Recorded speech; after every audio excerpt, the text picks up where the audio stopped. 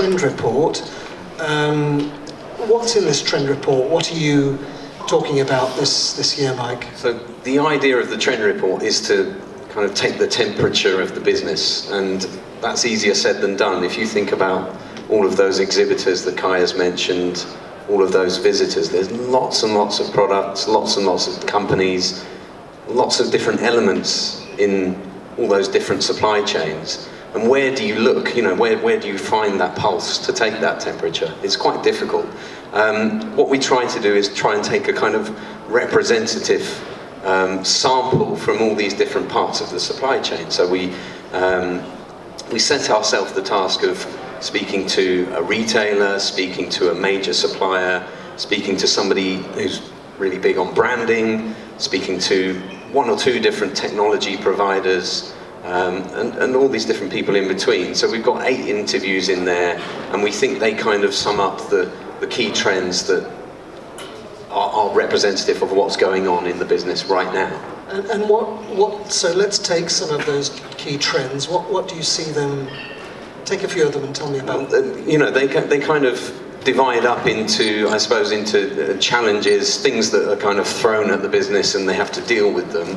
And, you know, Kai, I knew your English was excellent. You used the word resilience. Resilience is kind of the word that, you know, these companies are having to use, they're having to employ to react to some of those challenges. So things like cost inflation, and some of that is driven by the war in Ukraine, energy prices, the cost of inputs, and the difficulty that presents in producing products and supplying them and shipping them.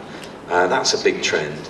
And also then the climate as well, the climate challenge, the environment. That's, you know, everyone uses the word sustainability. They're aiming for sustainability, and that's because that climate trend is so important. So we've looked at those 2 areas. We've also looked at ethics as well. We had a big interview at the start of the report with Franco Rodriguez, who's the Global Sourcing Director of Aldi Sud, or Aldi South, talking about giving a living wage to banana producers. All of the bananas they source, they're the biggest banana buyer in Europe, and they see it as very important that they raise their game in terms of ethical responsibility. So there are those challenges, and then there are also the opportunities. There are the exciting new technologies. We spoke to a company that's using AI to improve quality control. We spoke to a company, Organifarms, which is automating harvesting of berries, and they're taking that to a new level in places like Germany and the Netherlands for berries. Yeah, lots of other kind of technological ideas in there that can drive the business forward. So challenges and opportunities.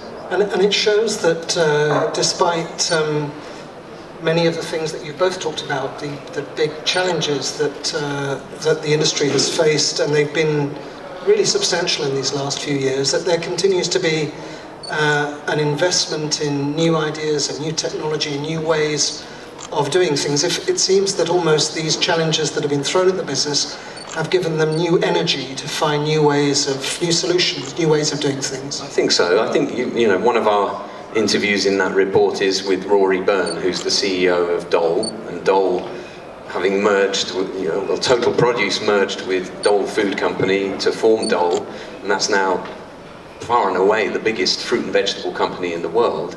It was very telling what he had to say about, you know, I asked him about, you know, the ups and downs, the challenges there are at the moment, particularly in terms of consumer demand and the cost of living. And he told me, well, you know, this is a very hardy, a very tough business. This is a fruit and vegetable business that knows how to get through challenges. And it's interesting, you know, we say we're back to normal here in Berlin. That's very true. Back to normal at Fruit Logistica. That's very reassuring for the trade, I think, because actually it's very abnormal out there in the market. There's some very difficult things going on. Another person we talked to was Philippe Bernard of Freshfell Europe, who will be known to many people. And he said kind of a similar thing. You know, if you think back to the E. coli crisis, or you think back to when Russia invaded Crimea and there was a block on EU produce there, the dependence that there was, for example, Polish Apple was into Russia, was huge. But they've managed to kind of withstand that storm and move on to brighter things. And I think the feeling is that it's going to be a very difficult year or two, but there is always light at the end of the tunnel. There's always something positive coming along. And how do we get copies of the trend report, Mike? So you need to go to the FRUIT LOGISTICA website. It's very easy to find, and you just need to register with your email and you get a free download. And I must emphasize, it is a free report. It's free and valuable information. And tell us a little bit, because you and I mentioned Carsten Lee, your colleague, your counterpart at FRUIT magazine, you put together a whole spread of information sessions at FRUIT LOGISTICA. Tell us something about some of those, if you wouldn't mind. Well, we have, now you're testing me, we have 5 stages: the Fresh Produce Forum, the Future Lab, the Logistics Hub. I'm going to miss one, aren't I? The tech stage. The tech stage, and then the startup stage. Yeah. So the tech stage on the last day will become the startup stage. It's a good job you know what you're doing, Kai. So we have those 5 stages.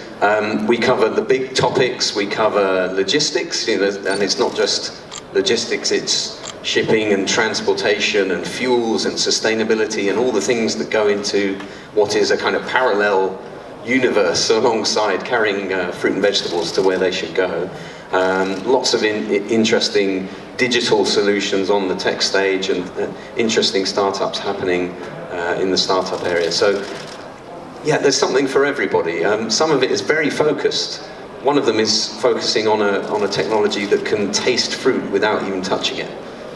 And then we've got some of the bigger picture stuff, talking about the geopolitics of the business and how to overcome those problems. So something for everyone. And Kai, I think I'm right in saying that the stages, the information sessions that Mike talked about, they've never been so important, never been so heavily visited by visitors. That was true in April, wasn't it? Yeah, it was. It was to our own surprise, because we thought when we open again in April that everyone would like to talk and to network, which what everyone does or did. But in fact, especially for example, the Logistic Hub was very well visited, and there was also a need for information. I think this year it's even more for the logistics, at least.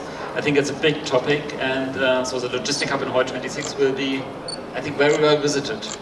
I'd also add, on the flip side, the willingness of people to come and speak.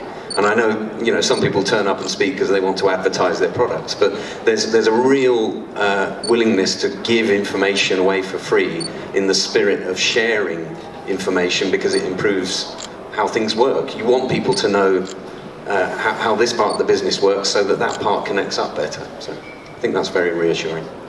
Okay, thank you, Mike. Thank you, Kai. We're going to be going downstairs and having a drink very soon. So, are there any questions that anybody has, or any clarifications that anybody wants to make at this stage? There is a microphone around if anybody wants to ask. No? Okay, well, in that case, I don't think there's more that we need to discuss, is there? I think we can start right with the drinks. All right. Okay, well, Kai and his colleagues are available to you for interview. There's also, of course, the press centre in 6.3 that you all know very well, and there's lots of information up there, as well as free Wi-Fi and free coffee and so on and so forth, so please make use of it.